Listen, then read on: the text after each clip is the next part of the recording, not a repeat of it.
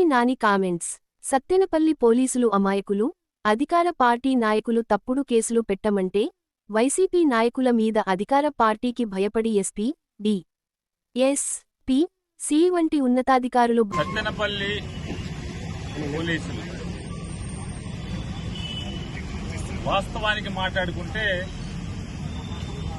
సత్తెనపల్లి పోలీసులు అమాయకులు. ఏం చేస్తారు?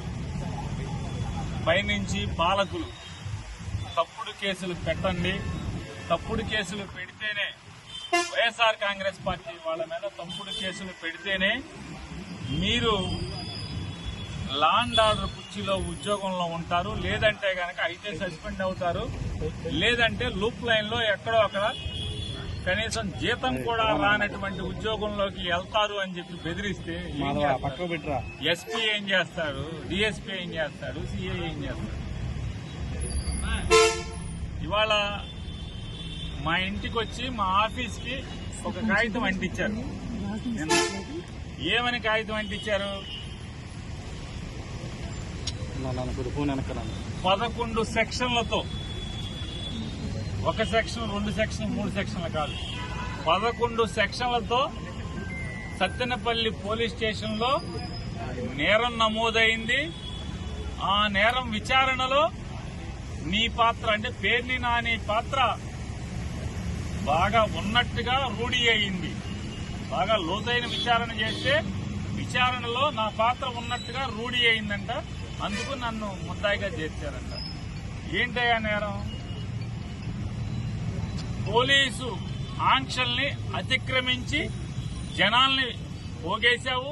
నువ్వు పోగేసిన జనం విచ్చలవిడిగా స్టంటులు చేశారు. ఇక్కడ ప్రాణాలకి ప్రమాదం వచ్చేట్టుగా ప్రవర్తించారు, ప్రజలకి ట్రాఫిక్ అంతరాయం కలిగించారు. ఇట్లాంటి అనేక రకాల.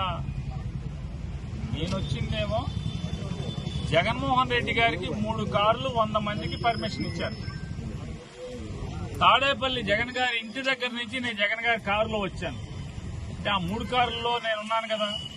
ఆయన కారులో వెనక సీట్లో నేను ఎక్కువ వచ్చానంటే ఆయనకి ఇచ్చిన 100 మందిలో నేను ఉన్నా కదా. నాకు ఇక్కడికి వచ్చే వరకు, సత్తెనపల్లి వచ్చే వరకు కూడా మీరెవరో నాకు తెలియదు.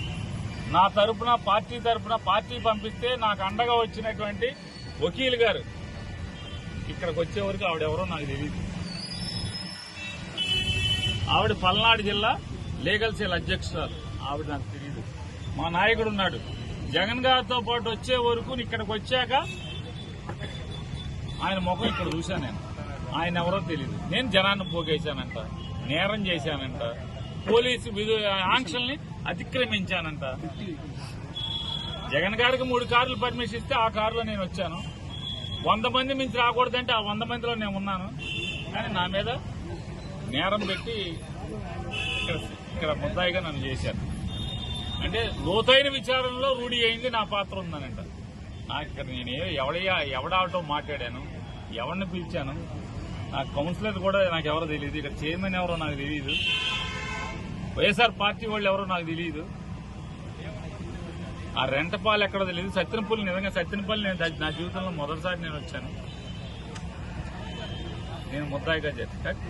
ఇవాళ జరిగేటువంటి ఈ రాష్ట్రంలో జరుగుతున్న ఈ సైకో పరిపాలన, ఈ నరకాసుర పరిపాలన ఏ రకంగా జరుగుతుందనడానికి ఇది ఉదాహరణగా చెప్తూ, కేసు పెట్టినంత మాత్రాన, నన్ను సత్తెనపల్లి పోలీస్ స్టేషన్కి పిలిపించినంత మాత్రాన, లేదా వాయిదాకి బందర్ నుంచే సత్తెనపల్లి కోర్టుకి నేను వచ్చినంత మాత్రాన, లేదు ఇవాళ సత్తెనపల్లి కాదు రేపు జగన్ గారితో ఎక్కడికి వెళ్తే రాష్ట్రంలో ఏ మూలకి వెళ్ళినా ఆ మూలకి కేసు పెట్టినంత మాత్రాన నేను జగన్ జెండా వదులుతానా, జగన్మోహన్ రెడ్డి పేరు మర్చిపోతానా, జగన్తో తిరగటం మానేస్తానా?